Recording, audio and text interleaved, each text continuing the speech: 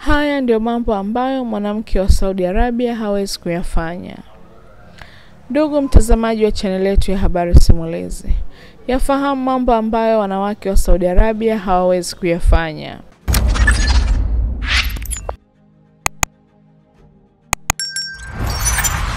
Moja kati ya jambo ambalo mwanamke wa Saudi Arabia hawezi kufanya ni kufungua akaunti benki bila mwanaume.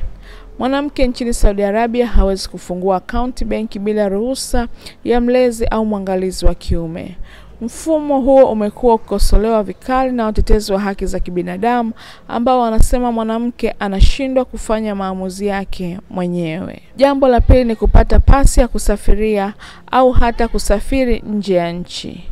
Huu ni mfano mwingine wa mfumo dume. Mwanamke wa Saudi Arabia analazimika kuwa na ridhaa ya kiongozi wa kiume katika familia ili kupata pasi ya kusafiria au kuondoka nchini. Mfumo huu pia umekuwa ukipewa nafasi kwenye maeneo mengi ya maisha ya mwanamke.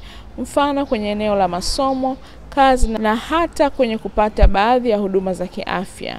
Kiongozi anaweza kuwa baba wa mwanamke, kaka au ndugu wa kiume kwa mwanamke mjane. Wakati mwingine mtoto wa kiume anaweza kuombwa ridhaa.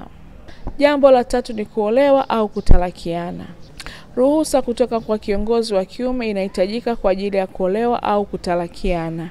Ni ngumu kwa mwanamke kuwapata watoto aliowazaa akiwa kwenye ndoa, kama watoto hao wana umri wa zaidi ya miaka 7 kwa mtoto wa kiume na miaka 9 kwa mtoto wa kike.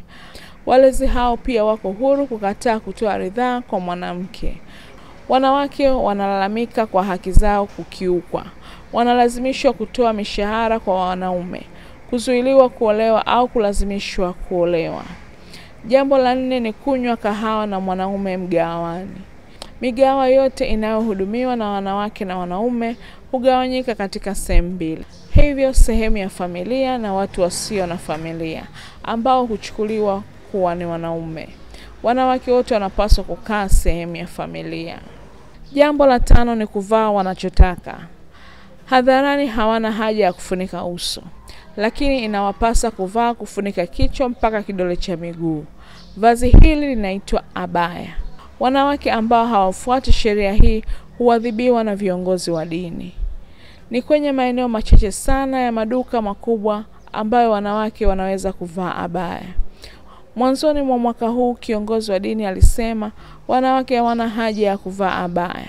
Kauli ambayo inaweza kuwa msingi wa sheria ya Saudi Arabia siku za usoni. Wanawake wasio wa Saudi Arabia wanaweza kuwa huru.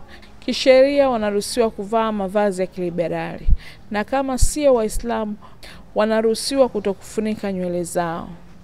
Ndugu mtazamaji wa channel yetu ya Habari Simulizi, kwa habari simulizi za kitaifa, kimataifa na michezo, karibu kusubscribe, like, share na comment. Asante.